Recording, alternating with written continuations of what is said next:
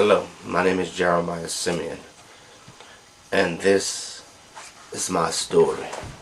Smile. To kind of recap part of my life story, which I'm going to do, being a child of two, my brother and I could always recall that my grandmother really and my mother really liked what my brother would do. Really like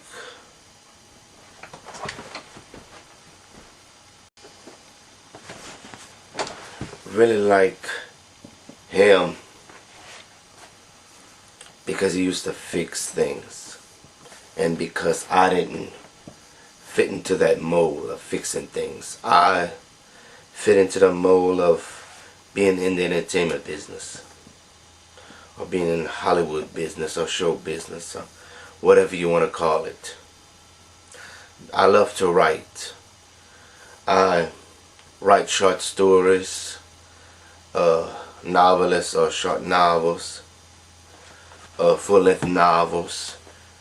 I write screenplays, music, and it could be short screenplays, full-length screenplays, and I write plays, short plays or full-length plays. And I think as time goes by, if you get a chance to read Jerry, King of Music, also the Memoirs of Jeremiah, you'll be able to understand a little bit more about what I went through in my life. Well, to give you a little more brief summary of it, I think as I got older,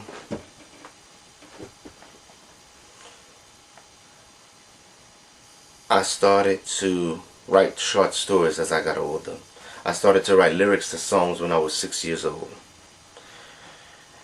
And I think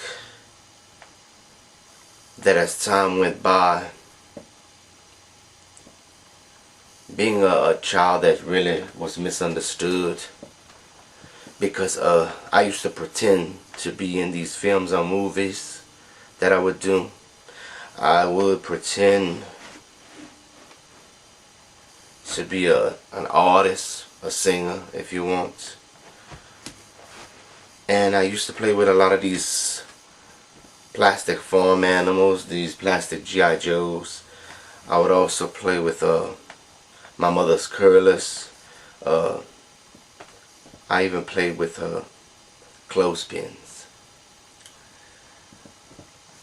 I just was the type of person that made believe, but in the long run, I think it was worth it. As you make believe, I think it is worth it, because in the long run, it helps me to do what I want to do, which is to be an artist. And I think as time went by, being a teenager in an abusive home with an ex-stepfather that would beat me, I would get most of the beating. I think not only that, but my sexual orientation was kind of conflicting with it.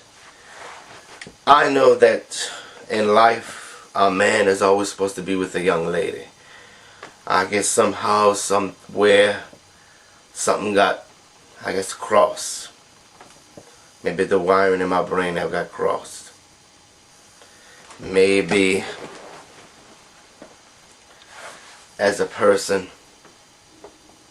I guess as you're born, some people think that you are. For me personally, I guess if you think that way, you are that way. Could it be? Well, anyway, let me move forward. Well, working these 9-to-5 jobs, it was a killer. Trust me, it was a killer working them, and still working it. There's no breaks. No one gives you a break. No one is there to help you. I'm always the bad guy that gets in trouble most of the time.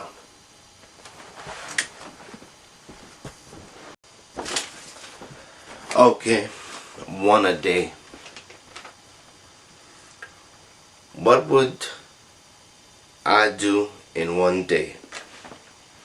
Well, if I could, what I would do in one day is I would like to talk to a lot of the elderly people, especially where I work at, because they always need someone to talk to. I suppose everybody needs someone to talk to. And then I would want to plant a tree during that time as well to help with the environment. And then I would love to be somebody's mentor in between that time. So for one a day, I think these are the things that I would do.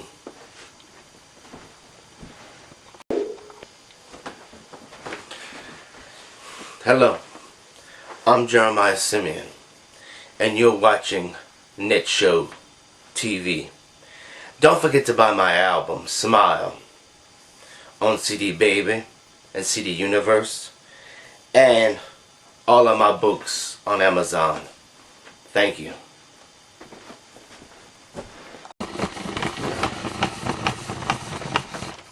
How long is it? Ooh, 23 minutes. Good. Alright, let me finish what I was doing.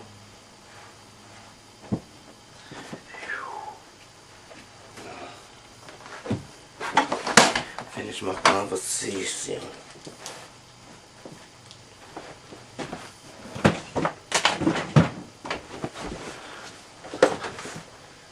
Okay.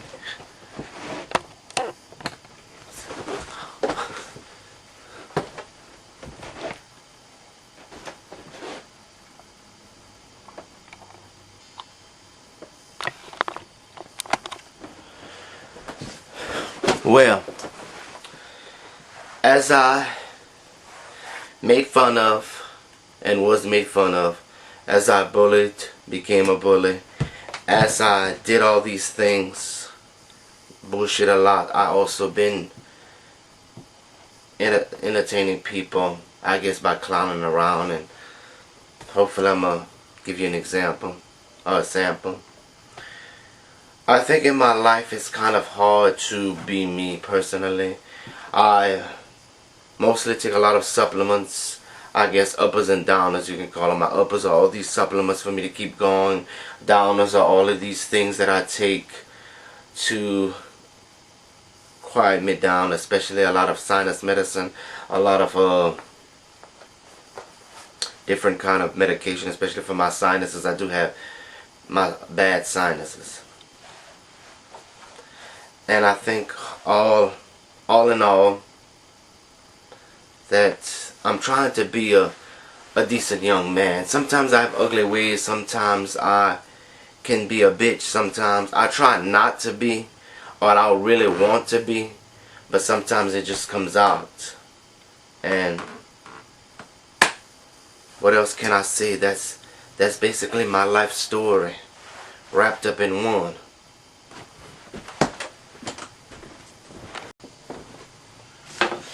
Alright, I'm gonna tell you something.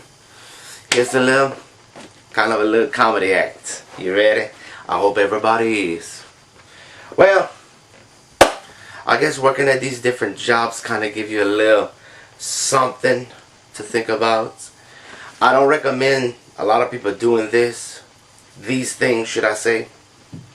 But I do recall one incident where I did curse a few co-workers out.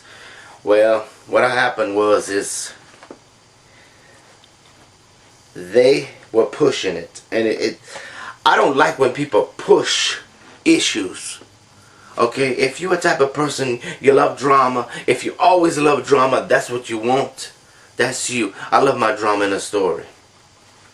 Always, people, if they don't have real life dramas, they're not happy. Oh, today I didn't have a drama. Today was the worst day of my life, no drama. But when they have real life drama. Oh, today was the best day of my life. They had so much drama. Let me tell you about it. And I usually write a lot of stories that have drama in it. So I do like my drama in a story, especially a good book. Well, as they were pushing the issue, I had to curse them out. I had to call them all some bitches, because that's what some people are. And some men and women, there's some bitches and bastards around here. They just love to, I just love to chuck their old ass. Just to strangle them just a few times. You know, not to kill them, just to at least suck some air out of their ass. Or out of their throat, should I say. But anyway, when you have to curse them and call them, when you have to curse somebody, call them bitches and bastards, and tell them you ain't gonna screw with this shit, they gonna fuck with your ass, they ain't gonna make shit. Or should I say, should we make shit fly? Should we make shit fly, you motherfuckers? We're gonna make them fly. They like to screw with your ass, screw with your mind. I'ma write your ass up, bitch, please. You can't write nobody up. Oh, you bastard, you can't write anybody up. Who you think you are? Who they think they are? And then a lot of people think I'm Jesus Christ that can perform miracles at a job. I don't know why. They just think I'm Jesus Christ. I can perform miracles beyond what I can do. It's not me that some jobs have budget cuts in this world. That's them. Always spending money on what they want. They spend the money on what it's supposed to be. Crooked asses. That's all. Crooked asses. That's all I can say.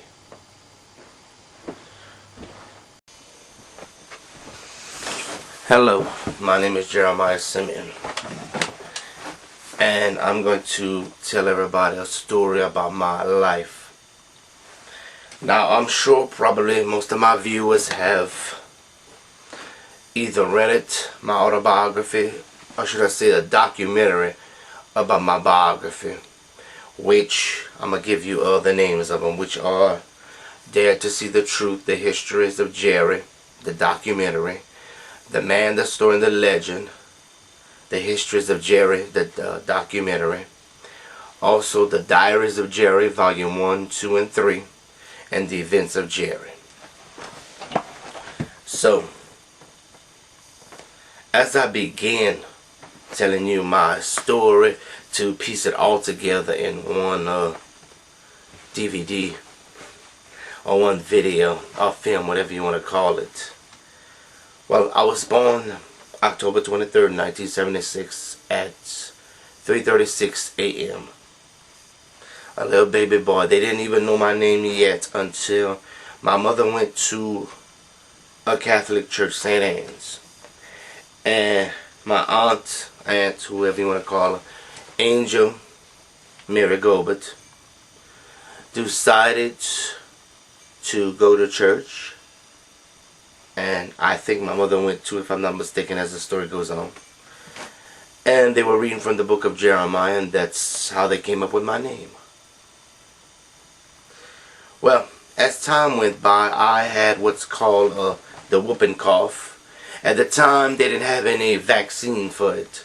So my grandmother had to, I think, put an egg, or scramble, or do something with the egg. Not scramble, I think it's a sunny side up or whatever, and put it on my chest. It was an old remedy they used to use years ago. My mother went to the doctor. I remember her telling me she thought I was going to die, but apparently I didn't. So, bottom line, I suppose that Jesus had a plan for me anyway. Well, as I gets older, as I move forward, should I say, from a baby to an infant or a baby to a child, I remember growing up in Lawtell, Louisiana. I remember being heavier than all the others, than my other cousins, usually Amanda, Gina, and Christopher. Okay, Amanda and Gina were Goberts. They were married to Gobert or Gobert. Christopher Regis Semien his father was married to Pellery, Judy Pellery. Rogers was a go-bear. And my brother, Caleb Semien, I was the biggest out of all of them. They used to make fun of me as a kid, tell me I was overweight, how I needed to lose weight, I eat everything, I'm just a big fat pig, things like that. So I think it got to me as a kid. I think sometimes it gets to you as an adult as well. Okay, as I continue with the story, well, I remember one time having a red fire truck as a kid, and I didn't accidentally do it. What happened is I pushed the little truck under the house, and I told my mother I accidentally did that, and she told me, I remember, she told me that it will stay there. Anything that's under the house will stay because she's not going to get it. I think as a kid I felt bad. I did have other toys to play with. I think I've had little green men. They were G.I. Joe. At the dollar store you could get them for $1. So a pack of G.I. Joe men, a pack of animals, little I think it was those little plastic animals, like the plastic G.I. Joe. I had a Submariner, and inside they had a little transformer within it. And I remember one time playing with my mother's curlers, and I had a cat, I guess a little toy I used. It was a rubber door stop. It was a kind of big square rubber door stop, and I put some clothespins on it, and that was eyeballer. That's what I call it. As a kid I pretend to be a singer under Luke Records. I was. And then when I was a teenager I had started my own label. And you can read some of my fictional autobiographies from the entertainment business, which could be The Story of Jerry Volume 1 and Volume 2. Also The Life Stories of Many Characters Volume 1 and Volume 2. Probably if you get The Strange and Weird Fact Files, The Symbol Man, there's something in there too. And other books that I have. Maybe I can kind of think about them. Some of them are, let's see, I know The Poet's Dream, Brothers Night Out, Trial Lawyer. This is from a publisher in Maryland. I also have J-Rock Government. I can't think of too much. Then I also have some other entertainment fictional autobiographies. Well, some of them entertainment business with my autobiography, The Histories of Jerry. Probably From Hell and Back. I probably have stories like Jerry the Entertainer, or Entertainer of the Year. I probably have, I can't remember all my books. But Amazon.com, or just go to Amazon and type in my name, which is Jeremiah Semien. So, and I think if you get any one of my documentaries, my name is at the end of the credits as the writer. So I'm hoping you can find it. Okay, being a kid, I recall that my grandmother and my mother really paid more attention to my brother. He started to fix lawnmowers. He wanted to start to learn how to fix things. And I think that when I wanted to be a writer, that was something that they frowned on. I think my ex-stepfather frowned on too. A lot of people I knew frowned on me being a writer, or in other words, me being an artist. That was something to frown on. Well, I remember going to the store one day, and to get the Submariner, I had cut a cousin of mine. His name was Horace Antoine Guillory and Rose Guillory. I forgot her maiden name. Well, she was a Guillory, her middle name. I think it was Rose Ann Guillory, something like that. Anyway, I remember going to the store and I wanted to get a toy for myself and my brother. I remember seeing the Submariner, the Transformers, and I got that one. And that was just enough for me to pay. And then I saw another one from my mother, actually. I was about to say, I did see the Transformer. It was a bigger Transformer than myself. I forgot the name of it. And it was a little more than I had, but my mother said she was going to put in the rest to get it. So I felt at that point of my life that, well, if I remember asking that too, if I wanted an expensive one. She said no, she wasn't going to get it for me. So I guess I kind of felt bad about it. My brother was getting something and I was not getting something either. So I suppose it made me feel bad as a kid. I think any child feel bad. Like the chance for me to do something with my life, which apparently I did. Later on, I did become an artist, which that's what I wanted to be in the entertainment business. But I'm going to tell you this. In the entertainment business, it's hell. So if you work a 9-to-5 job, that's hell. But the entertainment business, that's hell too. So it's not like it's something you can pass and say, well, oh, I love to be in the entertainment business.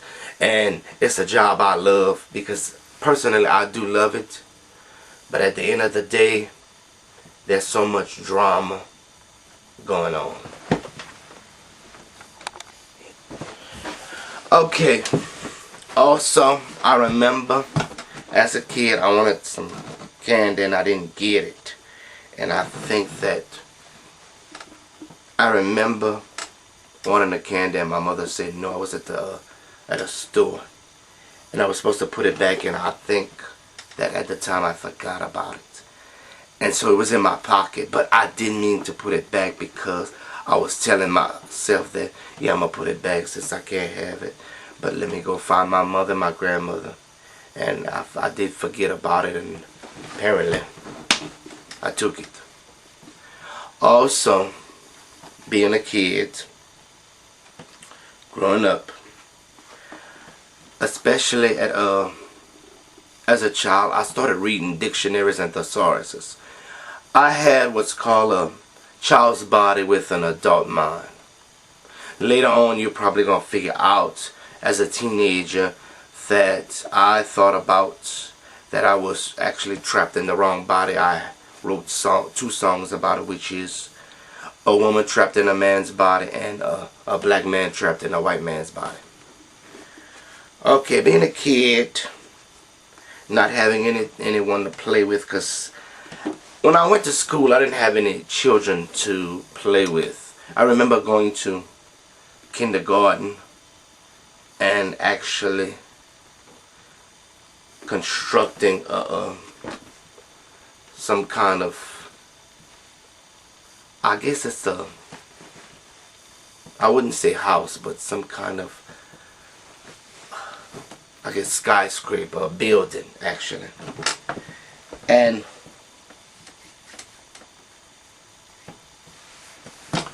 I remember a lot of children took the toys away that I had. So I think I was kind of upset. I was mad about that. As a kid, I was shy. I didn't hardly ask too many questions, things like that. I should have at the time. I guess that's why I wouldn't have failed kindergarten. As a kid growing up, I started to experiment when it comes to sex. I think a lot of children do that.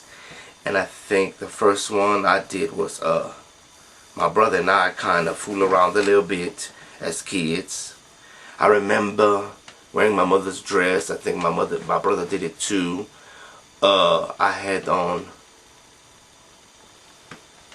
some white nail polish. According to my brother, he remembers that if a boy wears any polish, it has to be white. I never really understood it. I had got, or should I say, it was a bully named Simon who bullied me when he found out my nails, they had, well, kind of white if I painted, if I was a woman. I hated that. And I think as a kid, when you have a bully, they had people bullying me into fighting one time. Because if I wasn't going to fight. And I really hate that. I was trying to get away. I remember people bullying me most of the time. I think that leaves a scar on a child at the end. So, I think Brandon was another one we had kind of fooled around. I think that was the night that I gave him a blowjob at that time.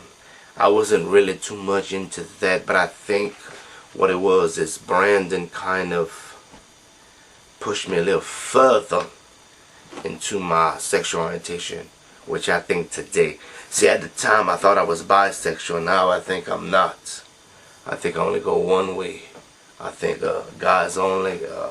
Some people might say you gay, fag, homosexual, queer, whatever. I guess I'm just right up that alley. Anyway, being a kid, and I think as I recall,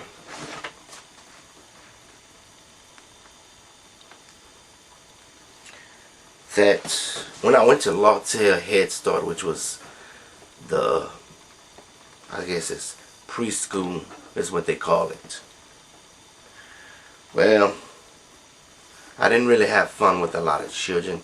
I played mostly, like I said, by myself when I was in kindergarten through, I think it was 4th grade. Started playing by well, when I was in kindergarten, 1st grade, kindergarten through 3rd, I was mostly by myself, sitting down. I didn't really want to play with other children. I think the other children wanted to know why I wasn't playing with them. I just didn't feel like it. Like I said, I was kind of an adult, but had a kid's body, an adult mind with a child's body.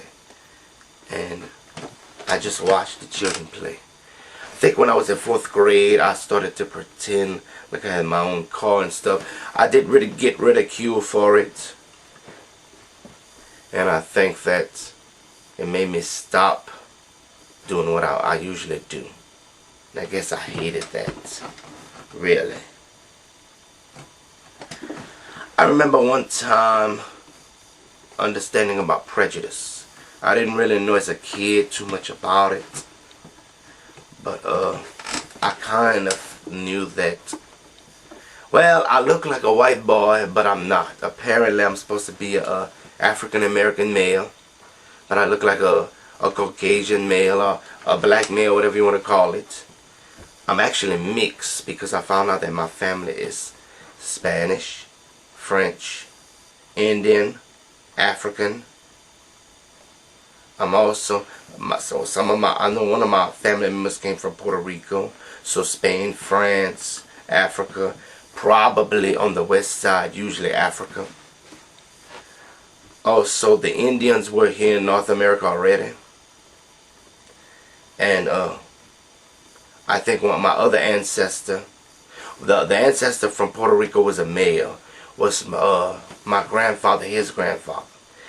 And I was told a story that they had to pay $300 at that time for him to become a U.S. citizen. And my grandfather's grandmother lived in the Dominican Republic. And if you watched some of my autobiographies, I have pictures of them. So, continuing as a child, I think that I wanted to grow up fast. I remember my mother didn't have nothing. It was mostly my mother, myself, and my brother. And we stayed in a house in Lawtail, which is now a men's shelter. But it's a yellow siding house in Lawtail. You probably seen the house from my documentary, Dare to See the Truth. And you probably seen me go to the graveyards of my great-grandmother and my great-grandfather. Also, which is Mama and Old Dad, and then Bick and Rose, which I said Horace Guillory and Rose Guillory. My grandmother, Anastasia Semien, who died, plus my grandfather, Noah Semien, or No Way Semien, and then an uncle of mine died at 10, Bradley Semien. Well, my mother told me a story when I was a little boy, or a big boy, whatever you want to call him, that they had a dog named Cookie, and it ran out in the street, and I was running behind it, and I think the lady name was Verse. She killed the dog, and my mother ran after me. She got it. I was running after Cookie, and now my mother said all I could think of is, I pointed and said, Cookie. I think little kids usually like animals. They do. I think a lot of kids are curious about it.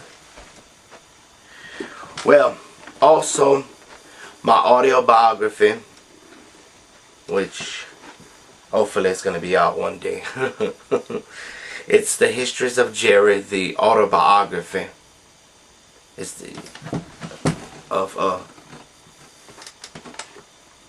and it's 10 chapters. It's kind of a short summary of my life story.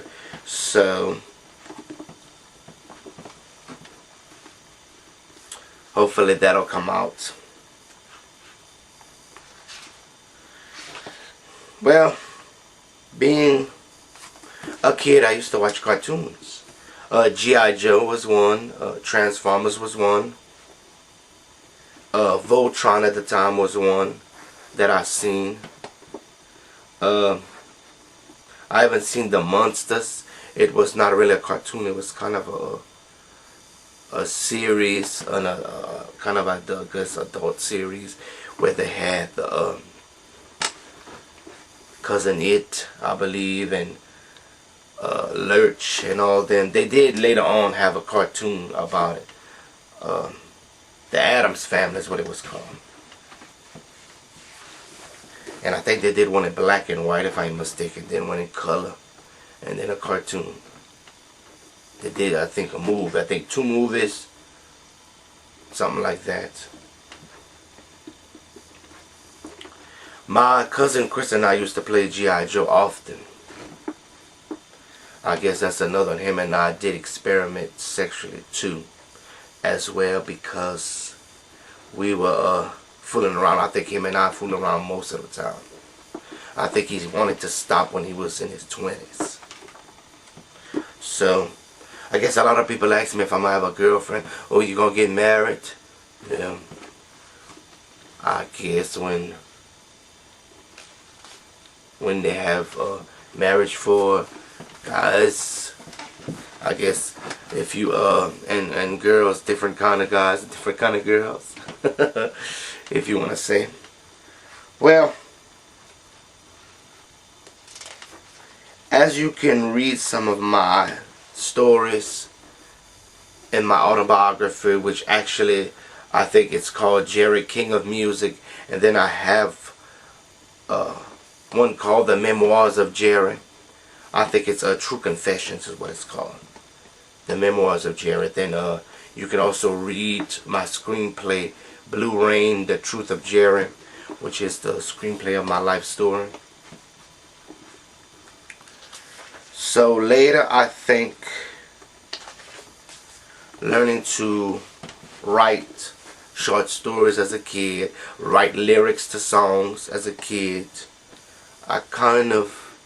it gave me that foundation to one day become the person I am today in the entertainment business. Well,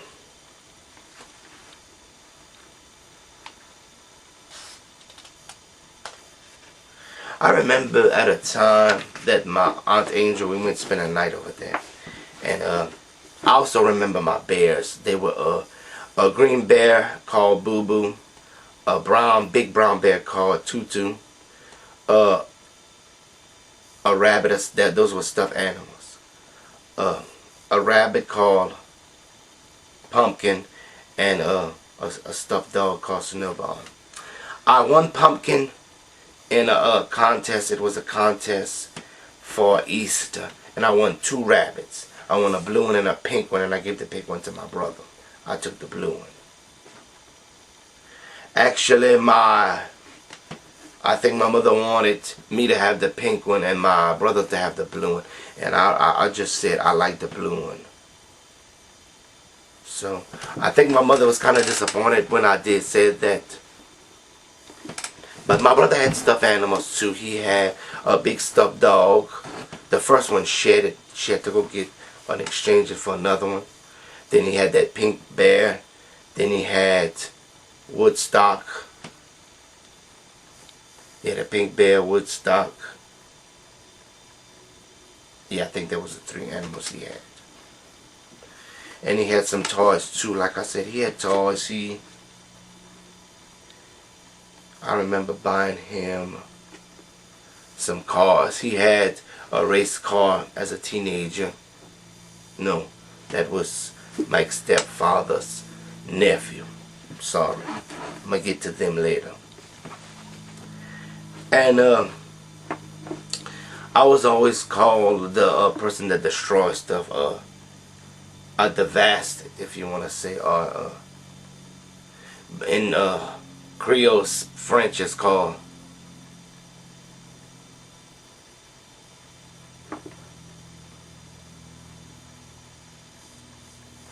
I have to think about that one, don't I? Brito. That's what they call it. Anyway, I remember my mother and my grandmother wanted me to lose weight. I remember starting exercise as a kid. I did lose some weight. I was down to a 29, size 29. I was at a size 30 as a kid. 32, I think. I was that big. And I went down to size 29. I started fitting my brother's clothes. I think that kind of made me to exercise more, lose weight. So my brother had the toy cars. I remember my Aunt Angel bought us some little spacemen. It was some men that was dressed up to go to space. Like any of these men and women go in space. We had that one for Christmas. I remember getting a Scrabble. I remember getting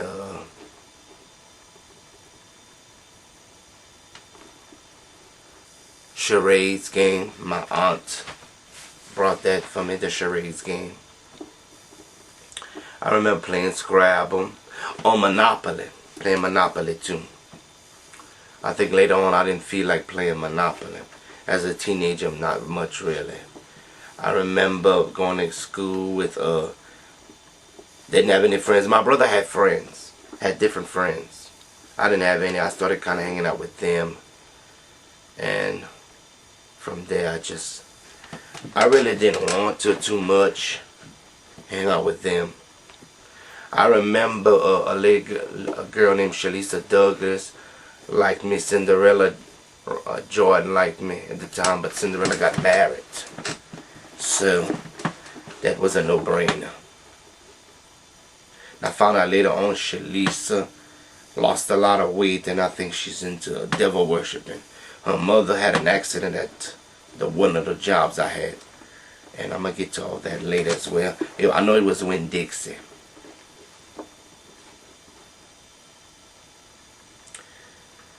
So, being a teenager with my ex-stepfather was kind of hell on, it was just hell. Hell on wheels, if you want to call it. He used to beat me. I was physically abused by him.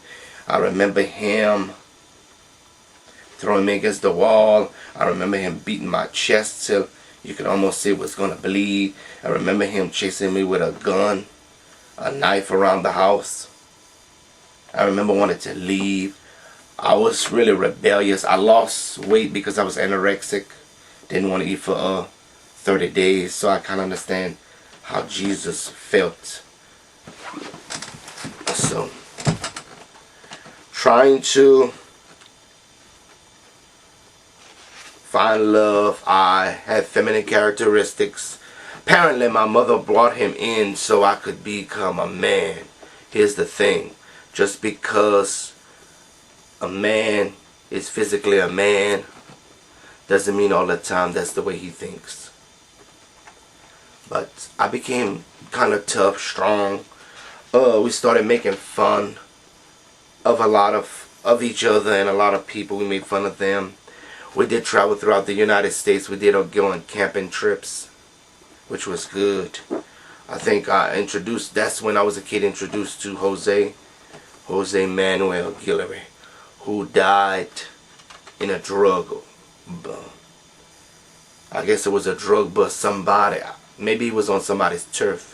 Anyway, him and I tried to experiment as well. It didn't really work out. Tough. He was one of those tough thugs, I guess. But I think him and I tried to be good friends. It was hard. I remember one time we were mad at one another. He called me a fag. I called him one. And we started fighting. I think I busted him in his mouth. His teeth was bleeding. My right jaw right here was hurting. So I guess we had to. He would lie a lot, especially on me. I remember one time I went to fight with the man at Richard Club. My grandmother used to go to Richard Club. And I remember staying up and waiting for her to come back. Because it just felt different. I kind of started trying to get close to my grandmother. I think when I became a man in my 20s, we did try to be close as a grandmother and grandson should be. But I think that was kind of start. Just like I had to take care of them as a man. She had cancer, passed away. And I think she passed away around 2001. And Big passed away in 2002. Horace Guillory, but Rose Guillory Nanan, she died in 93. So, and it was a summer. It was a summer when my grandmother died. It was the winter. My cousin died. Horace died. And it was a summer when Rose died. And I remember that day. It was like my Big called. She was very sick. I could tell. You could tell she was pale at one time. And she was very sick. She didn't want to take any more fluid medicine. She stopped that. And the fluid drowned her organs. So that's how she died. With Horace, Big, I call him. He died because his I guess the crap, shit, whatever that was in his intestines was backing up on him. He used to take a lot of my lantern and it started backing up. So that's how he died. Well, being a teenager, trying to write, start to be a writer, which was something I did, which, like I said before, was not accepted. Oh, my brother didn't hardly accept me too much either, because I was kind of damping his situation. I wasn't cool enough. I always said I wasn't black enough for him, because that's how I felt. When you're not dark enough like his other friends.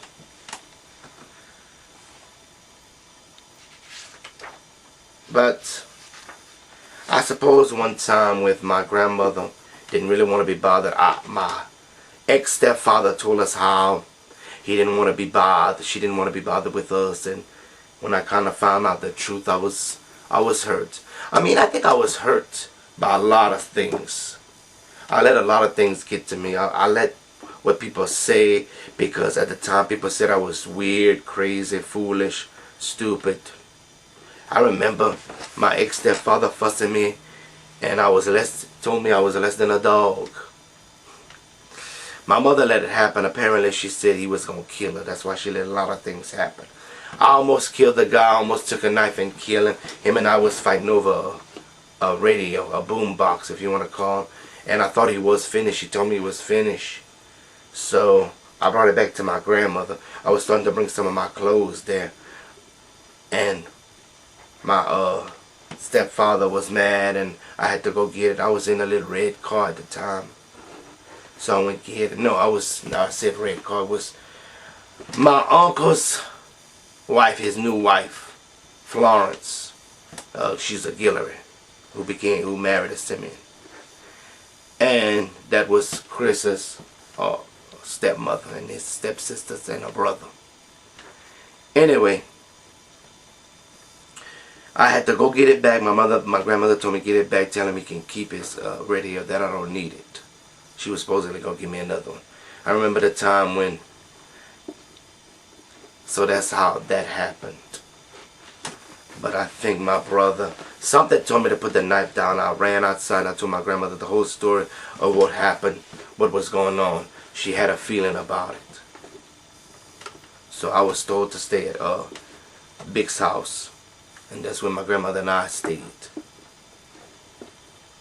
I had to get my clothes and stuff, but we stayed there. Now my family fussed a lot. I think they did fuss a lot, as you could think. So it was kind of, I think it was got a little rough as a teenager growing up. I think when you're physically abused, because I hate people who physically or sexually abuse people. I think it's hard.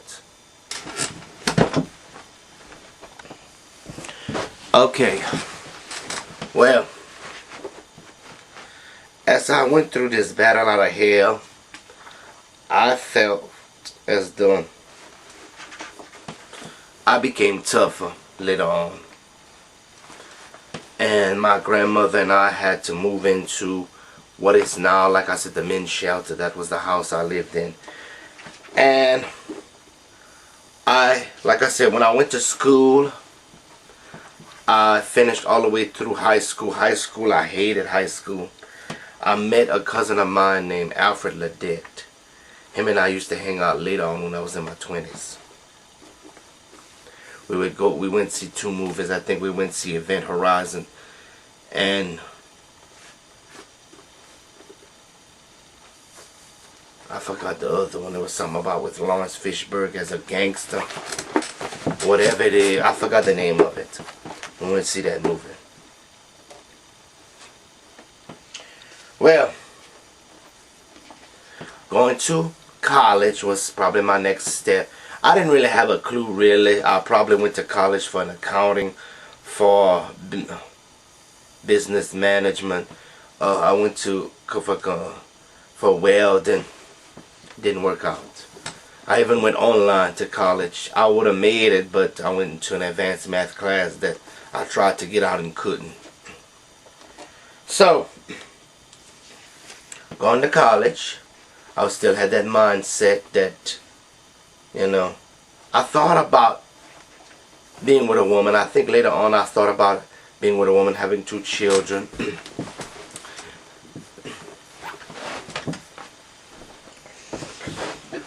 Well, like I said, college I felt wasn't really right for me, I guess. But getting a better job is hard, trust me. Without an education. Going to, like I said, Lawtell Elementary, Lawtell Head Start, then Northwest High, and then LSUE, and then going to T.H. Harris, and also trying to go through Phoenix Online. It just didn't work for me. I don't know what would have. Apparently, that didn't. Okay. I think college works for some people. I guess some they don't. So, going to college, trying to not only trying to get an education, I was trying to hook up. I was actually trying to find a friend, actually a guy friend. But anyway, apparently I was still invisible at that time, so the hell. I remember starting to jack off as I seen some of these Rolling Stone magazines and who was on. A lot of these guys were on it. Also, I think there was one I wanted to hook up with, and I just kind of was like, I guess, peeping Tom, just going through the library, pretend to look for books, but looking for somebody. Well, also I remember a girl. They had a girl that sat by me, and she started to kind of talk to me, and I think, rumor has it, something was wrong with me. So they had two guys that came, psychological, I guess I had some psychological whatever.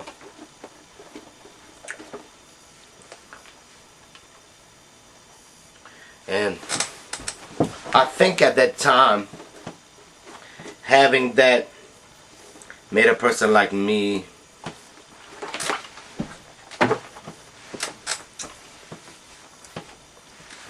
you have to think about these things. And I think that's what happened.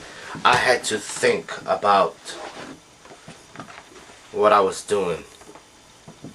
I think trying to believe in Jesus also kind of made me feel maybe I need more spiritual in depth in my life. Well, having odd jobs, working at Walmart in Opelousas, Louisiana, when it was in the old frontage road.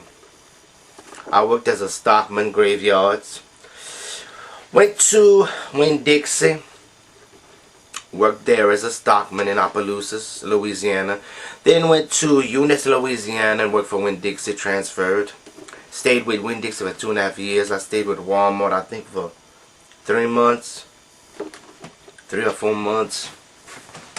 Like I said, if you get my autobiography, you get to see my work resume and artist resume. My short version of my artist and work resume, and my long version of my artist and work resume. So working for them, then working for Piggly Wiggly and Church Point, then working for staging out in Church Point, Louisiana, then stage in Opelousas, Louisiana, then LSUE in Eunice, Louisiana,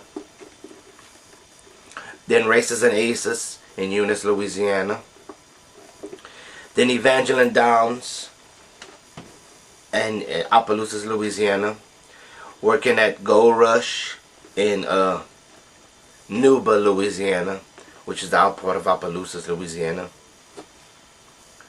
Then working at Eunice Manor in Eunice, Louisiana. There, and I'm a cook slash helper. Or should I say they think I'm a doormat slash whatever. Not only doing music as my CD Smile came out, but I've also did other documentaries. Stories about mankind. I did documentaries about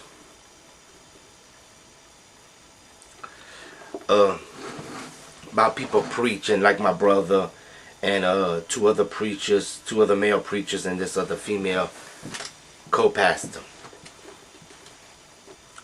So, doing some performances. I feel that my time, I guess I'm trying to run against the clock when it comes to the entertainment business. Writing a lot of books. I should have over 70 books published in paperback. I think I have 2 hardcover, but it's one hardcover, which is a picture book. I had a calendar that came out in 2010. I also had some paperback picture books. I also hooked up with net shows. Peter Wesley in Connecticut, I think it's Enfield, Connecticut, having one of my songs. Then later my short documentary was done, which I did get a lot of backlash to it. I went to school to try to work as a welder. Didn't work. Went back to school. My brother did it. Then I was a mystery shopper. Did the little mystery shopping things. Did it for a while. Did surveys on the internet. Surveyed different companies. Made a little bit of money here and there. A little I call it gas money, a little change to put gas in my vehicle. I remember having a blue Chevrolet my brother gave me, which hardly worked. I remember a cousin of mine, I think his name was Larry, who was on drugs, trying to fix the truck, my car. I remember I didn't even want the car. Then later on, like I said, I had a house, my grandmother's house, with all the possession, her car, which later on gave out. Then, later on, after my mother divorced my ex-stepfather finally, we moved into what my grandmother's house was. A big brick house. And then later on moved into a very used blue house. And I've been ever since. So I had an out-of-body experience, and I think I've told a lot of my viewers, a lot of people about it. I left my body, my spirit had a chance to see heaven and hell. Before all that, I have seen spirits that walk the earth. Where I lived, I heard voices, which one time I did hear one, and I was at my what used to be my house is now men's shelter. Voices in the living room, and I couldn't hear them, but the light was going dim. I couldn't understand them, should I say, and I didn't even hear the conversation. Well, learning all the stuff that's in the underworld, or hell, Hades, whatever you want to call it, learning what's up in heaven, kind of made me know more in depth. I think one time when I was praying, I wanted to know more about the Creator. And I think that's how I went through the out-of-body experience. I've had dreams as well about the end of the world. I had a dream as well of the world chancellor, Antichrist, if you want to say. The microchip is the mark of the beast. If you read Revelations, I can give you an idea that the asteroid that's supposed to hit us, the meteorite, which is supposed to be Apophis, it might be bigger than Apophis. So we all gonna get hit by an asteroid, meteorite. Nuclear warfare plays a big, I guess, picture in this world. And also, we all have to be judged of what we didn't do in life. So I think that once you read my autobiography, you will know more about what's going on in my life. Okay, I also had a dream about a young lady I'm supposed to marry, so say in Canada. Alicia, or I think her name is Alicia or Elena, whatever. I'm supposed to have 2 boys. The lady is supposed to be a mixed Hispanic Latino woman. Like I said, if you watch some of my documentaries, read my autobiographies, you'll learn. I'm supposed to move up to Canada. I'm supposed to have a record deal with her father, who's a multi-billionaire. Well, going through being a writer, having my first book published, my first poem also published online, having a lyric published, it kind of helped me. I even had my picture published, which helped me to move further in my life. I like it. I think if I didn't make that step in 2001, I'd have never been making this step right now, today. And I think with the good Lord's help, that was something I need to do. Like I said, being in the entertainment business, music, you learn a lot. I think with every job I have, you learn that It's hard. People will not like you for certain things. People will hate you for whatever reason. It could be the color of your skin, the way you're dressed, the way your body looks. It could be your sexual orientation. It could be anything. So I think, kind of thinking about my past, it's not easy. But like I said, I did a lot of things I shouldn't. Maybe a lot of jacking off I shouldn't. Or like my brother caught me one time. I think he said geeking. He would call and my mother fussed me for that. I remember supposedly the neighbor's son wanted to hook up with me. I found out later he was gay. I already knew that, I mean. Apparently a lot of people who are gay, they know one another supposedly. Anyway, watching different films, movies. I think later on in life, I guess you try to make the best out of it. That's all I could think of. And at the end of the final days of everybody's life, I guess that's basically what we try to find. That's it. Okay, later on in my life story, I'll have to take a lot of supplements. I do get sick a lot, especially with sinuses, which it really kills me. So taking all these supplements, I guess trying to correct my body, because I kind of was a pill popper too. I popped some pills to get high one time, and I think I screwed up my body, but my sinuses was always bad. So also, if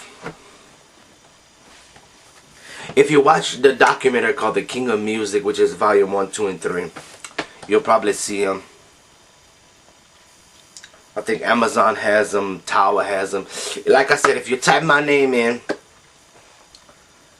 then you will be able to find out much about me as a person.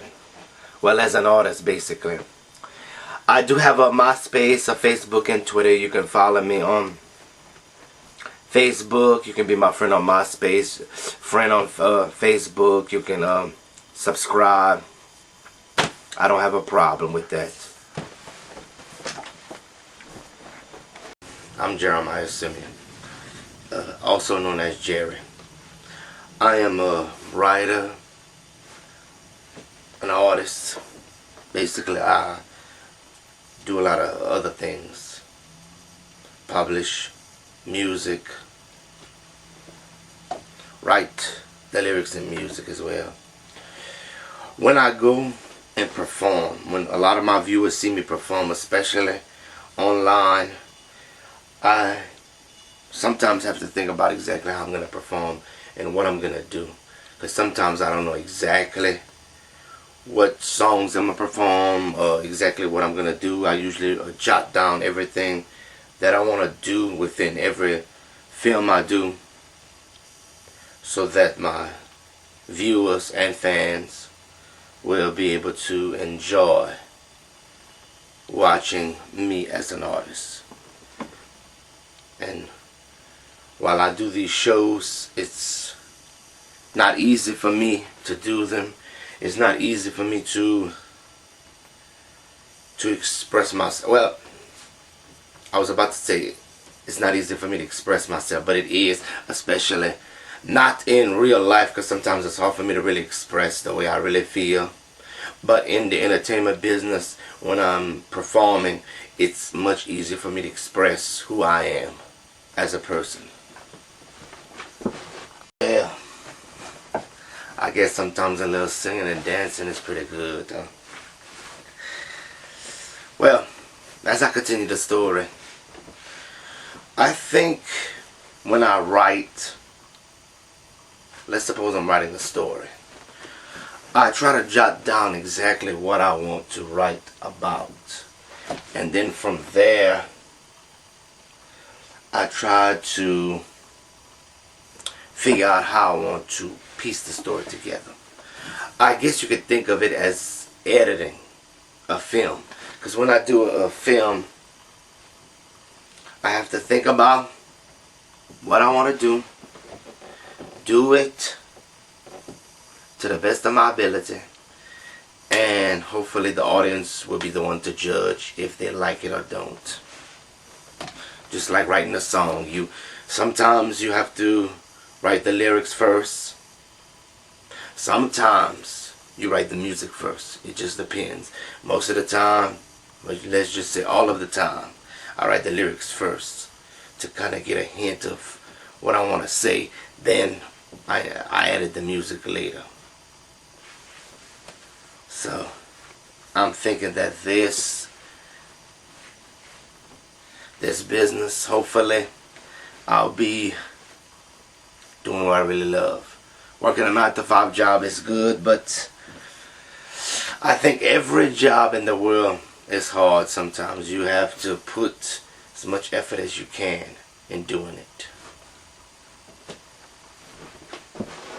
Faith is a word that holds us tight. Everyone needs to pray, need to love tonight. Faith is a word God gave us that holds us tight. We need to be whole. Everyone needs to pray. Prayer is... Well, like I said before, writing songs, music, it's not easy. It's kind of a hard road, but at the end the rewards are great. Some people might not think so, but I think it is at the end. I think when we as a society kind of gets to that certain point of enlightenment, I'm sure that we would understand.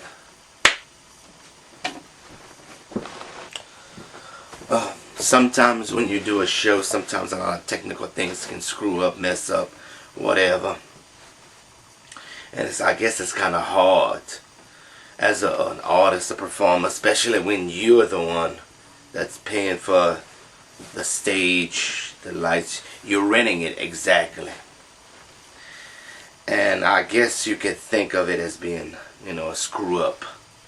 Because I suppose that when I'm paying for something, especially renting something, if it doesn't work, as any human being, I guess it's hard to understand why. And sometimes you think that I guess it's not easy. That's how I feel sometimes. Sometimes I feel life is not easy.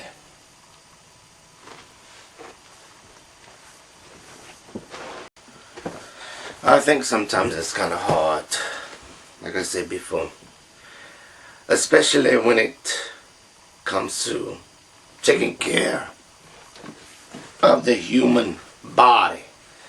The human body needs a lot of supplements, and I try to stress a little bit about that, but a lot of people, I think kind of being a trendsetter. A lot of people ain't taking supplements. I do take supplements, and I feel that by taking some supplements you can help your body more move, balance out whatever fruits and vegetables you don't eat. It's good to eat fruits and vegetables as well, especially a lot of frozen vegetables. Fresh one is good, organic is good, it's the best. But unless you're growing your own food, it's kind of hard to eat what's best. And also, if you think about it, I kind of also talks about that when mankind was created, if anybody ever watched any one of my documentaries, we weren't created to eat meat. We were mainly created to eat fruits and vegetables. That's what our body was created for. But like I said, in the long run, we do eat meat. Not every one of us do, but some of us do. Some of us are vegetarians, or people, they go vegan, if you want to say.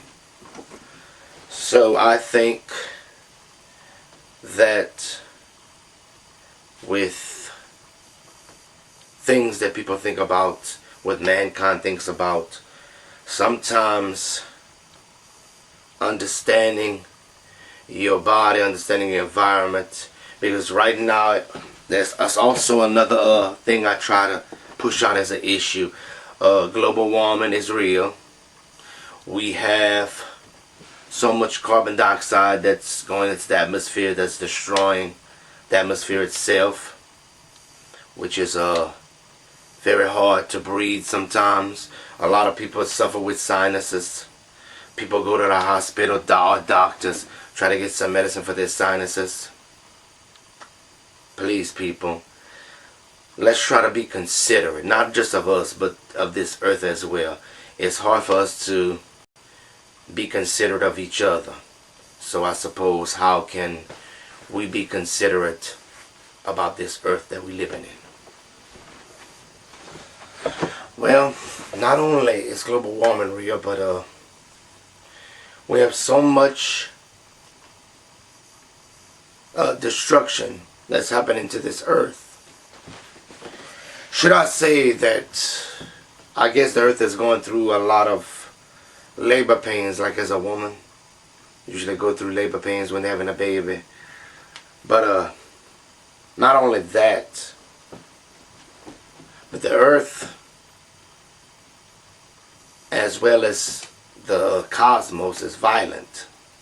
There's so many things that goes on that we don't know as human beings.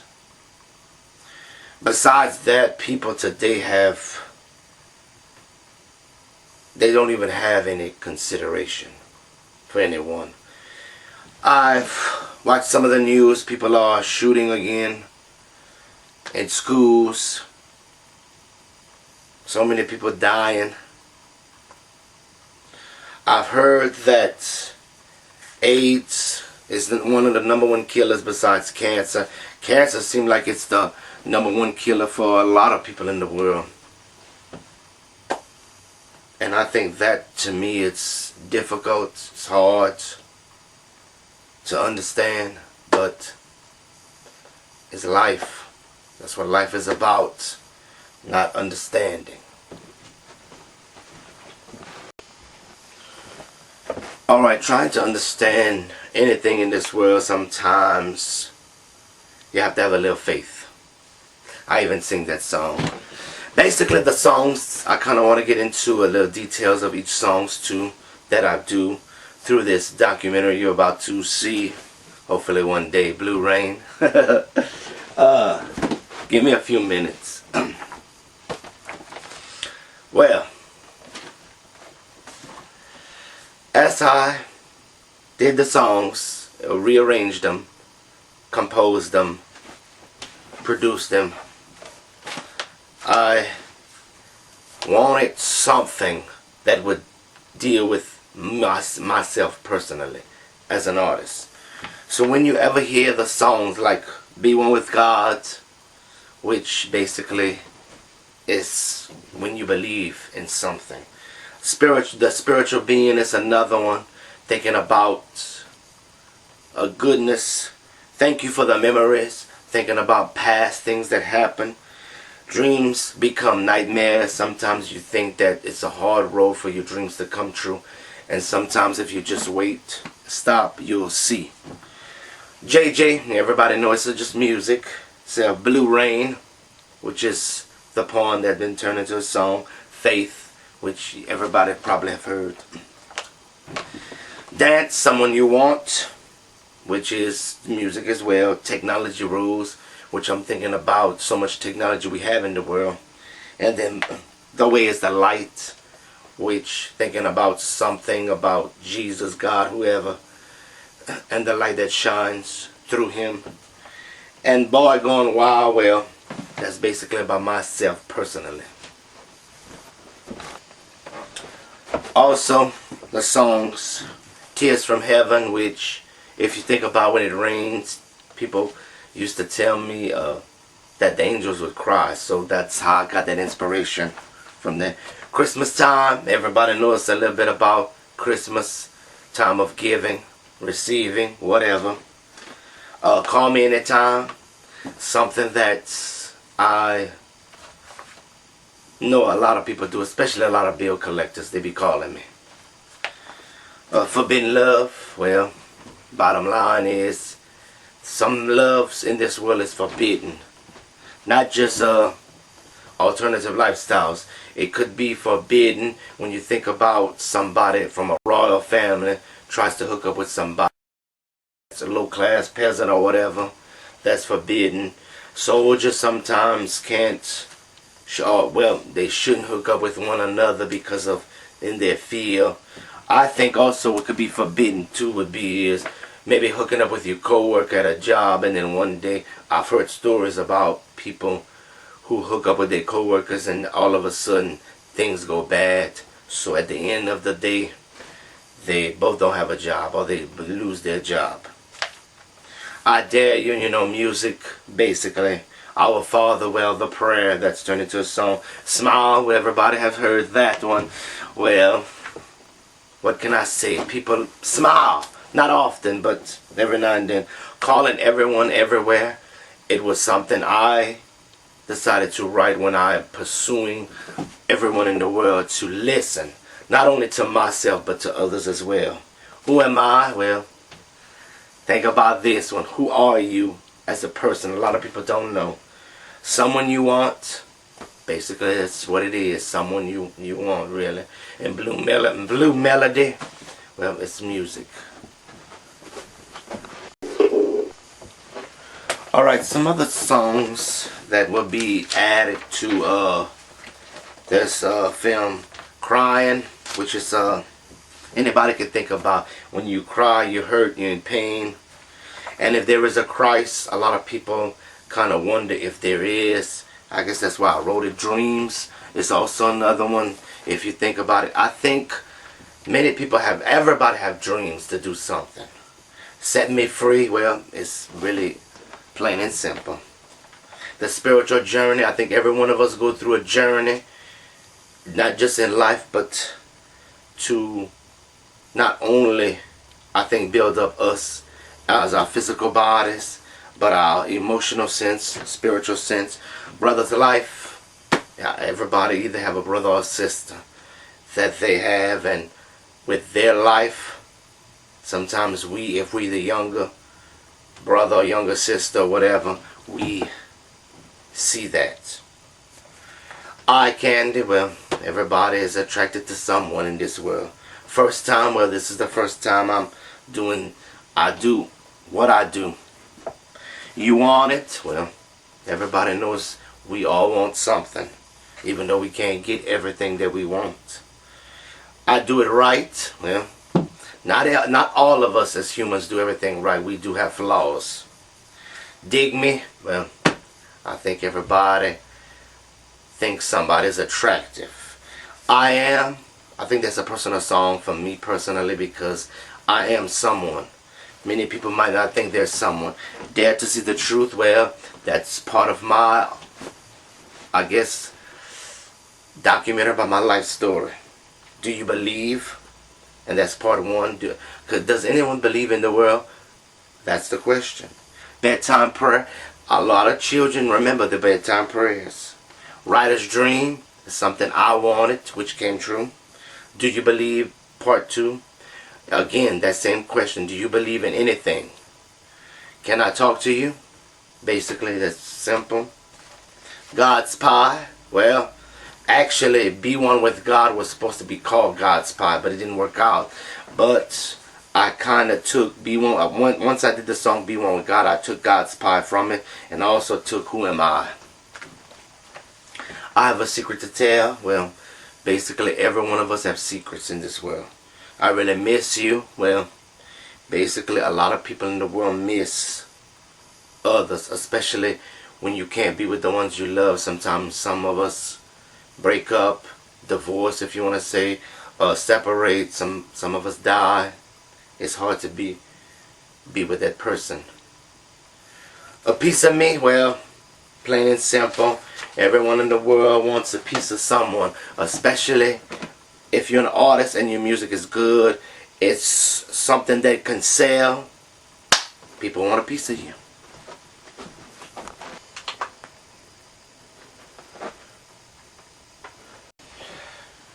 Okay. Well, as a lot of you, my viewers out there, fans as well, have seen some of my short films, my documentaries, especially about my life, you kind of know about me. And I think that's, in a way, it's good. And then sometimes in a way it's not good. I can tell you that from experience. Alright. Sometimes when you think about it, I don't know. Sometimes when you think about things, like I said, technology is something that, man, that's all over. No matter what you can think of, we have technology. Now we can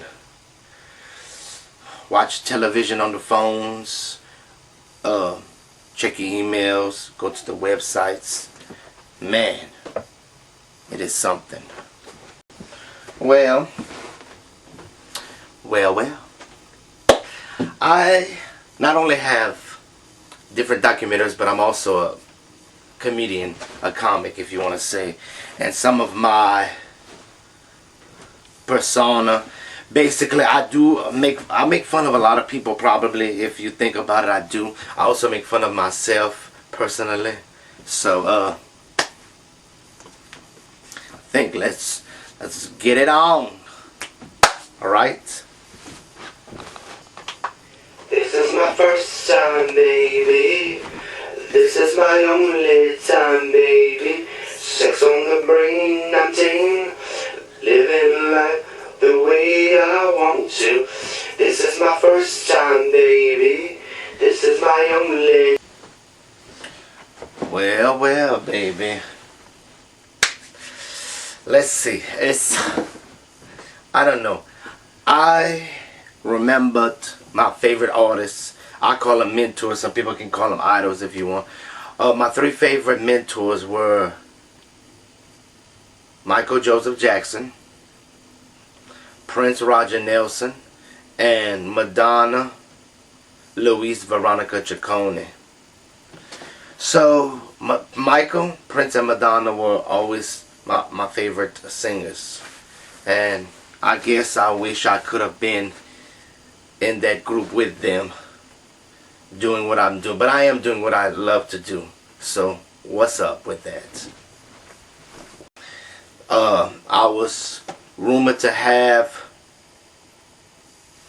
different girlfriends. Rumors. These are the rumors. Either I was crazy, weird, stupid. I was either straight, gay, or bi. Rumor has it that I'm either white, black, Latino, Hispanic, Arabic, even yellow bone as they call me, mulatto. Rumor has it that I am rude, ugly. Rumor has it that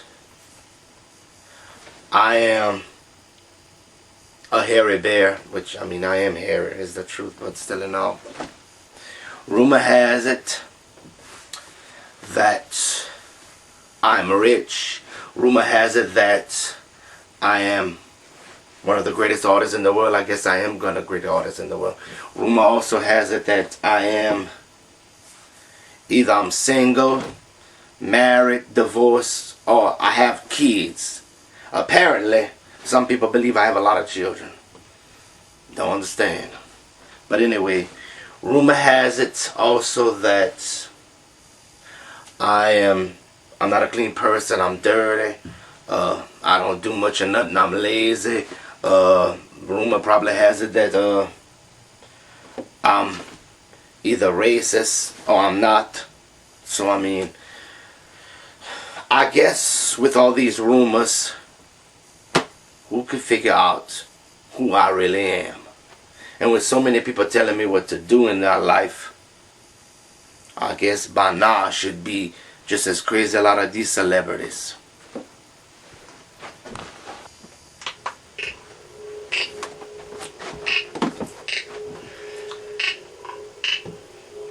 Who am I? Should I enjoy God's pie? Who am I? Should I enjoy God's pie? Well, to top it off, I suppose that at the end, does it always justify the means? I guess that's the question. So,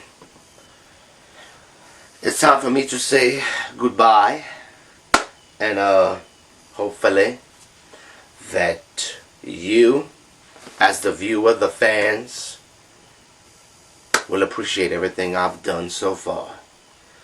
I love you. I want to let everybody know that without all of you out there, I am not the artist. All of my fans out there, I'm not the artist, or the viewers, I am not the artist that I am. Thank Jesus for helping me. I like to thank King's Garden and New Generation Enterprise, as well as King of Music Enterprise. I like to thank J-Man Pictures, and besides my own film company, Jeremiah Semien Films. Thanks to some of the record labels that I deal with, King's Garden Records, New Generation Records, also my record label, Jeremiah Semien Records, Jerry International Records, Jerry Records, Queen Records, New Power Network Records, and King of Music Records. Thanks to all of them for helping me put on these shows, these films that I'm doing. Thank you. Also, I like to thank radio stations that do play my music, as well as online radio stations. Thank you. Thanks to a lot of companies taking me on, film companies, television companies. Thank you all for taking me, not only myself, but my artists as well. Thank y'all all. I do appreciate the hard work that everybody in the world is doing, especially companies that have licensed my music. Thank you. You have given me a chance to express myself. Hello, my name is Jeremiah Semien, and this is going to be a story of my life altogether, not separate. Well, as you probably have seen some of my other documentaries about my life story, which are Dare to See the Truth, The Man, the Story, and the Legend, The Diaries of Jerry, the 3 DVD, also The Events of Jerry, and If You Only Knew Me. Well, I grew up in Lawton, Louisiana as a young little boy. I've had different experiences in life. I have learned many different things. Sometimes knowledge that a person has doesn't mean anything. Knowledge is supposed to be power, but it's not if you don't know how to use the knowledge that you have. Well, growing up as a kid in Lawton, Louisiana, I was kind of the outcast. Kind of somebody that not too many people really wanted to hang out. I didn't have any friends. So that's something I don't usually make as friends. I've worked a lot of jobs. Especially 9 to 5. I'm in the entertainment business, which means that I write short stories. I write shorts. I also write novelists or short novels or full-length novels. And I also write music, any kind of music. I also do documentaries, different documentaries, or should I say I'm a filmmaker as well. Well, growing up, like I said, in Lawton, Louisiana, it wasn't really easy for me because I was usually dirt poor, if you want to imagine, or very poor. I didn't have a lot of things the other kids have, especially my two cousins had. I basically had, when it comes to toys, a lot of these farm animals, plastic farm animals. These are plastic soldiers, or I guess G.I. Joe. I've had a Submarauder, which was a form of Transformers. I've also had a dog. It's a ceramic dog, kind of a small little dog. I've had also one of the Insecticons, or Transformers, I said. And I think it's the one with the long metal. You can see, I guess it's like a claw. I've also, like I said, was interested in writing, interested in entertainment business, or show business, or Hollywood business, whatever you want to call it. As far as my brother was, he was interested in fixing a lot of things, fixing lawnmowers as he started, fixing different things, especially vehicles. And I think that my grandmother and my mother really liked that. Basically, I was almost like a dreamer, and my brother was like hands-on. Well, hanging out with different people, like I said, I've had sexual experiences with different people, especially if you read my autobiography, which was supposed to be entitled The Histories of Jerry. But actually, you could probably read Jerry, the King of Music. Also, you can read other, I guess, memoirs or personal biographies as well through Amazon, which you would see them. One probably is going to be Jerry Hollywood and the Bad Boy of Hollywood. Jeremiah Semien and the Bad Boy of Hollywood. Controversy, the controversial issues, and probably many others. When I mean other books, I'm talking about Jerry, the King of Hollywood, The White Boy Called Jeremiah, which is the artist formerly known as Jerry. I'm also talking about The Strange and Unusual World, The Mind of Jeremiah, Wild Brother, The Jeremiah Semien Story, The Inspiration of Man, The Excellent and Brilliant World, which is The Mind of Jeremiah, Jeremiah Semien, Mad Genius, Dangerously Loved, and Confessions of Jerry Hollywood. Well, as you can read those things, which have not only my autobiography, but also have my cookbook, and you will also read some of my poetry, some of my lyrics to my songs. You can also find out some of my fictional albums.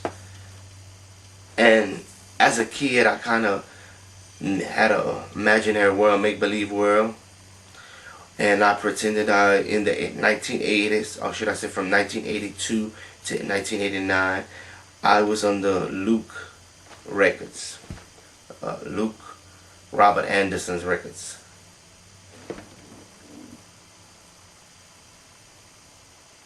So, as I was under there for a certain, for like I said, that amount period of time, I pretended to go on tour, do a lot of different things. I also was under my own label, which was King's Garden Records and Queen Records, from 1990 to 2000.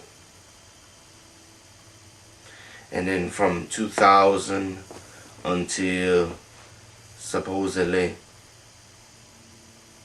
2015, I'm under my own label, also Luke Records.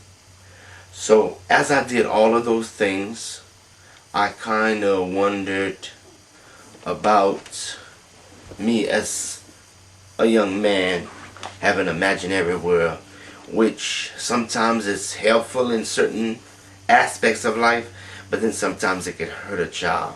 as some people would tell you, or should I say, as a psychologist would tell you.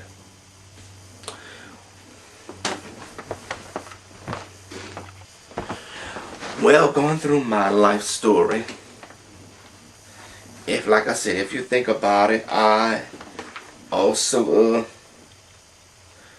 was physically abused by my ex-stepfather figure, I guess you could call him.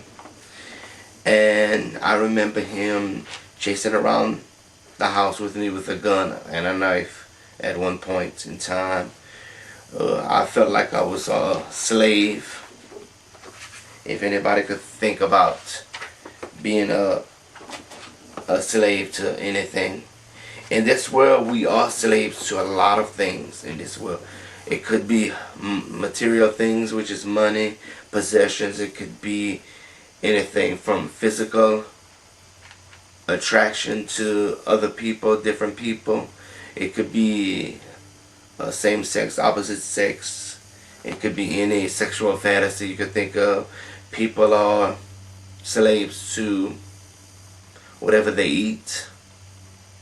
People are slaves to shopping. It could be an addiction to going to every store you could think of. Well, throughout, like I said, throughout my childhood, I think I struggled with sexuality. I think I struggled with my racial background. I also struggled with being who I am, especially as a kid. And like I said, if you kind of get a hint of who I am, basically I kind of thought I was in the category of being bisexual, but I think if you read, which is called other documentary, watch other documentaries, you can kind of feel my what my sexual orientation is. Actually, and you can kind of understand my racial background, which is mixed with Spanish, French, Indian, African, I guess white, or Caucasian, whatever, or black, or I guess African American, and Jewish and Polish. Since I found out that the king of Poland was King Semien. Actually, my family comes from not only royalty, but slaves, which kind of gives me an opportunity to kind of think twice about my heritage. Even though a lot of people look at me and see a white boy. Actually, I'm supposed to be a African American or black. Some people might say I'm a Latino, Hispanic. Some people might think I'm Arabic if I grow my beard. Some people might look at me and think I'm mulatto, whatever. My sexual orientation, well, I thought I was basically bisexual because I like men, women and men. It's like, for my sexual orientation, I do look at young ladies, especially, their top chest, breast, titties, whatever you want to call them, knockers. And I started to kind of think about, I guess in my mind, having sex with them. But then I'm mostly pushed towards guys. So I guess that's, if you read, like I said, if you're going to read also other biographies, which is The Sacrifice of Jeremiah, the Memoirs of Jeremiah. If you're going to read The Man, the Story, and the Legend, which is Jeremiah Semien, The Man, the Story, and the Legend. And you may also read The Story of Jared, which is my fictional kind of autobiography about the entertainment business. Well, kind of thinking about all of that, I also had what's called a spiritual experience as well. But I remember going to different schools, especially going to elementary school, which was elementary school, which was in Lawtell, and it went up from kindergarten to 8th grade, and then they have a Lawtell Head Start as well as where I went. And then thinking about going to school. I was bullied at the time. Something I don't like, being bullied. But I think a lot of people go through it. And it was, like I said, it was hard to make friends. I think I was kind of friends with my brother's friends, but not really. And then I had all these different jobs I had, working for these different companies, which I didn't really like these 9-to-5 jobs. I feel as though a 9-to-5 job is good, but it's not for me. I think this modern life really is not for me. It's almost like a killer for me, basically. And I think the entertainment business is the life that I want to lead. I mean, you could tell basically by the way I talk, how I walk, the way I act, especially in the entertainment business. I mean, I really love the business. I love the creative side, not mostly the business, because a lot of people don't like the business side, but mostly the creative side. Now, as you read, yes, I did have a spiritual experience, out-of-body experience, if you want to call it. And I did have should I say, my spirit had a chance to see heaven and hell. And if you kind of read throughout my stories, you can kind of get a glimpse of the information that I have. I also had to kind of look up information of the levels of heaven, which could be the top heaven, the middle part of heaven, and the lower heaven. Which the top part of heaven, which is heaven itself, the middle part, which is the earth itself. Basically, we're supposed to be in some kind of heavenly realm, and then the lower part of heaven, which is hell itself. And then if you're a scholar or archaeologist, you can kind of, well, as a scholar, you can kind of understand the different levels, the different angels, especially what's called the hierarchy of the angels in heaven, the hierarchy of the demons and everything in hell. You can kind of figure out a little bit as an archaeologist. You can kind of dig up things from the past, learn from past history.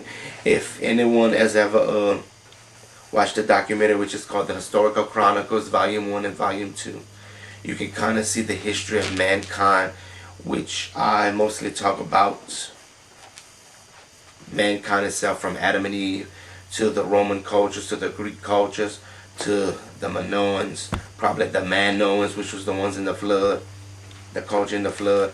Then you'll probably read about cultures from all throughout Europe, through Africa. Because if you think about it, talking about slavery, which was not only in the United States, but it did happen in Europe as well as Africa itself. So a lot of people probably don't think of slavery as just being anywhere else but around here. People think about slavery.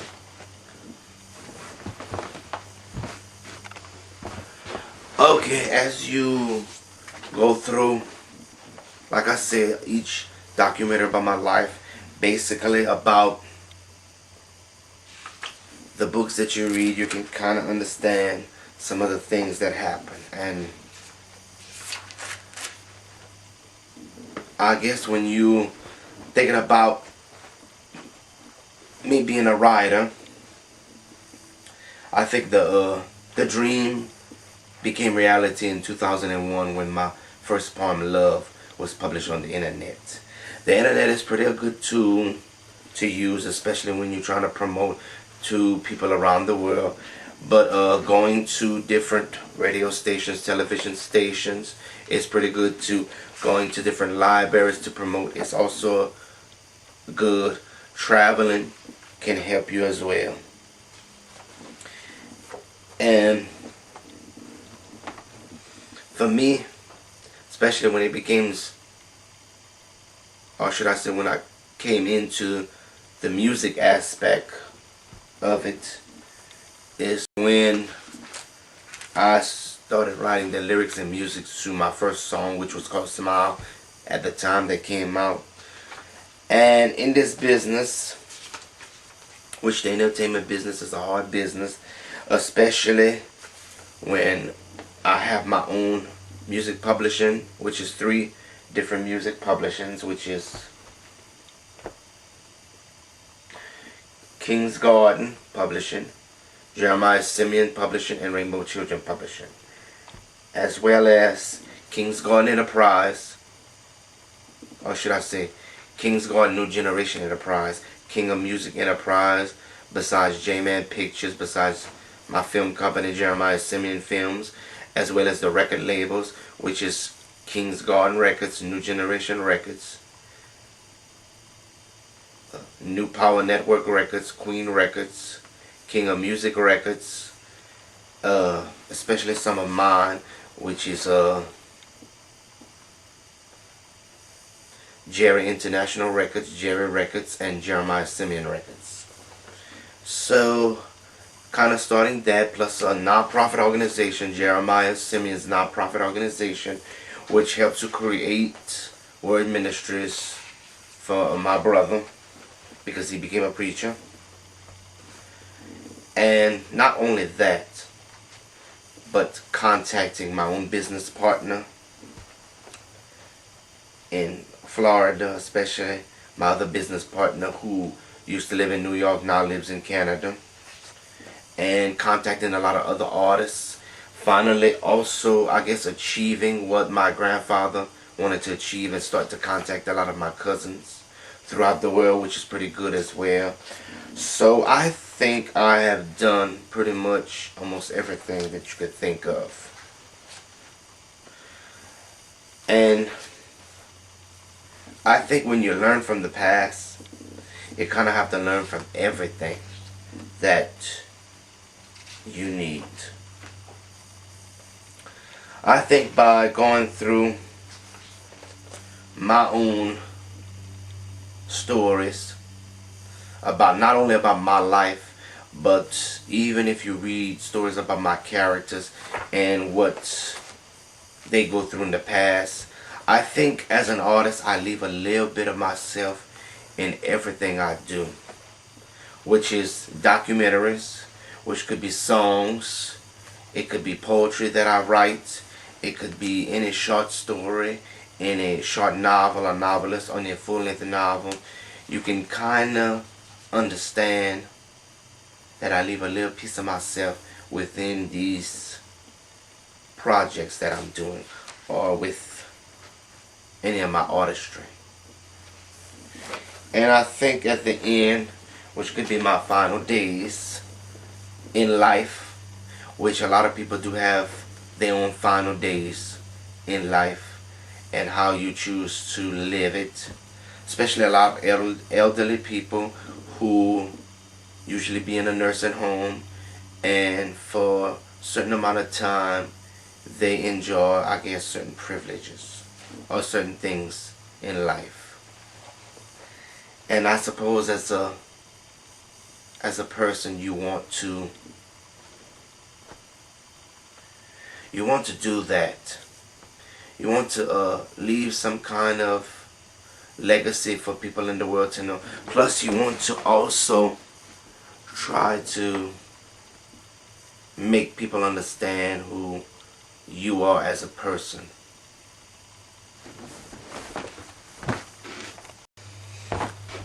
I also,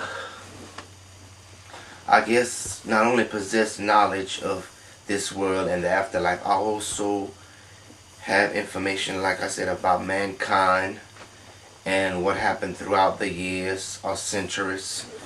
And then also, I myself personally, like everybody else, usually is weight conscious as well. Try to lose, I usually lose and gain weight. And I suppose that you have to love yourself no matter what people say. I think that also in my life I learned a little bit of few little magic tricks and stuff like that, especially with cards and I also learned how to, I guess, kind of read them in a sense of, if you think about it, all the hearts are usually the yes answers, and all the spades are usually the no answers, and then the diamonds and clubs are the maybe answers. So if you kind of think about it like that, it is something that people shouldn't dabble with. There's a lot of things people shouldn't dabble or shouldn't deal with, and in the long run it could hurt a person, especially when you look up information on certain creatures, demons if you want to say, and not kind of out loud say their names, stuff like that. It kind of makes it bad for a human being. But I think overall, I think I've done a lot. I think from my great grandmother dying, through my grandmother that passed away, through a cousin of mine, which, well, he was married to a cousin of mine. This guy was married, but almost kind of like a grandfather figure. Well, since I didn't know my grandfather, which had died when I was 1 year old. I think overall, it hasn't been bad. Sometimes I think life can be worse. Sometimes I think I'm not really happy, but I am. And I think in the long run, you have to really and truly find some kind of happiness, some kind of peace, tolerate people in life.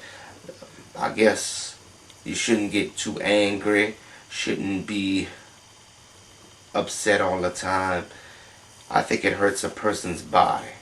I think finding peace somehow is up to each and every individual person in life, especially for me personally. And happiness should not depend on what you have. It should depend on loving yourself and who you are as a person. That's what I think. Okay, not only do I have documentaries, but I do have performances. I'm not the best artist, if you think about it. I'm not the best singer, actor, model, dancer, a writer, if you think about it. But I believe as an artist that I am pretty good at my craft, what I do. I think every person in the world is pretty good at what they do, especially if you have a 9-to-5 job. If whatever position or whatever job you're into, I think everybody can master their own craft, as you think about it. Well, as you kind of read my own story or watch the story about my own life, I guess you can tell a little bit about me. Sometimes I feel as though that when people do me wrong, and like I said before, sometimes you got to find peace in this world. Sometimes when people do me wrong, I feel like I just want to do them wrong, kind of hurt them somehow. But I guess in the long run, if I find somehow to make peace, not only with the people that do you wrong, but find peace within yourself, I suppose. Now, I think maybe prayer could help. Also, if you do different type of exercise. A lot of people do exercise in the world. Some people lift weights. Some people are bodybuilders. Some people are average build. Some people are slim, skinny, if you want to think about it. Some people are medium sized. Some people are, I guess, buffed up.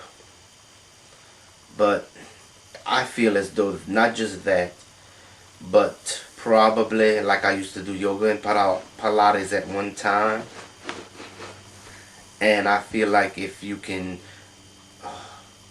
maybe do some kind of spiritual, I guess, spiritual awakening, spiritual prayers, whatever. If you can find peace in this world, I think that's the best thing. Because it's not getting better for us as human beings, not on this earth. and a lot of people can read the Bible, but I feel as though to really get an understanding of mankind, you need to read the Bible. You need to read different history books, especially from different cultures, and put it all together.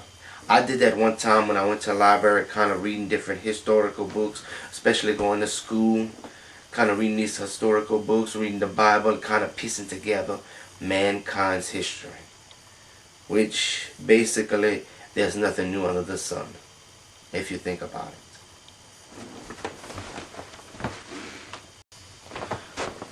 Okay, not only have I had any performances, which could mean the Dare Tour, the reinvention of myself. It could be Yesterday, Today, and Forever. It could be the One and Only, which it could be the ultimate videos or ultimate stories in the film. It could also be probably King of Music, which could be the domination or recessiveness of mankind. It could be the spiritual experience. It could be the King Resigns. It could be any sort of performances. Not only do I have performances, but I have comedy acts as well.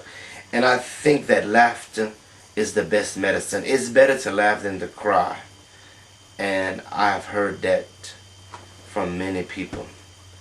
So I think with my comedy acts, with my performances, with the documentaries, with the stories, poetry, and music, I think I can kind of let people know that I'm telling stories with anything.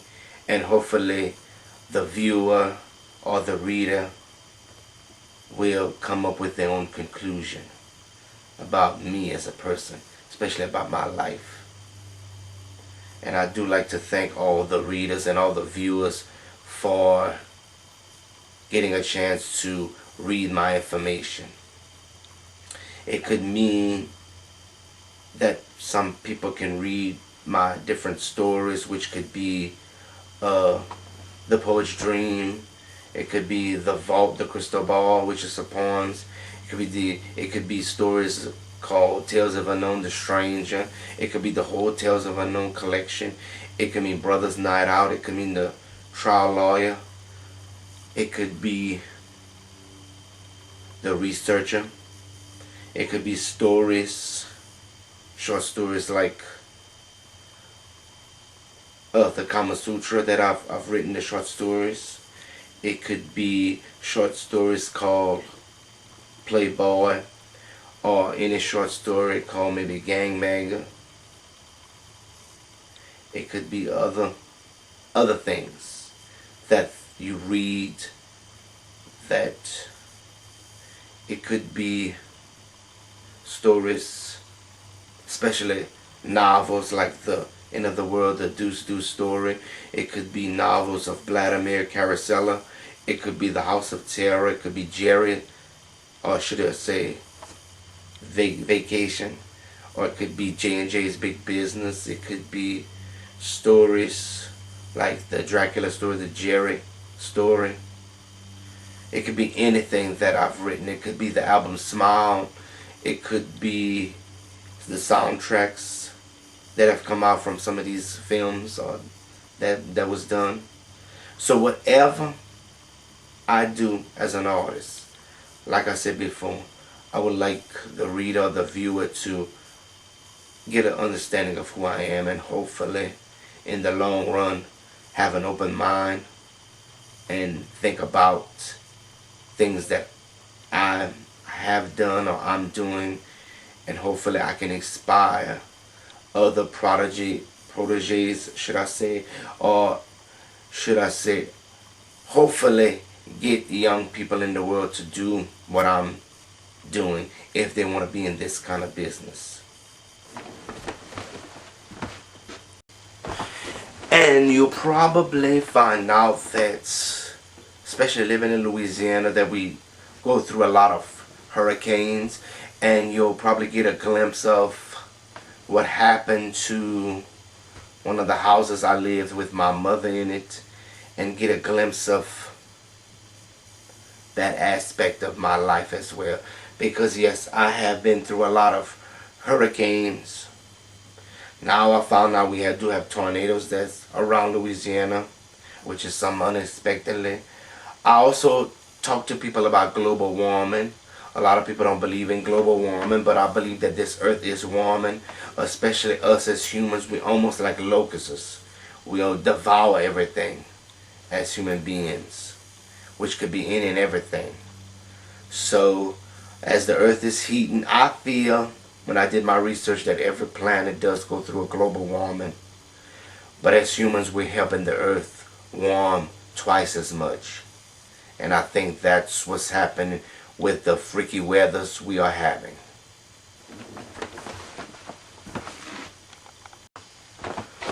Okay, as probably my viewers will see some of my short footage or short films on the internet, you'll probably hear me talking about global warming. You'll probably hear me talking about going green, trying to plant a few trees to help with global warming.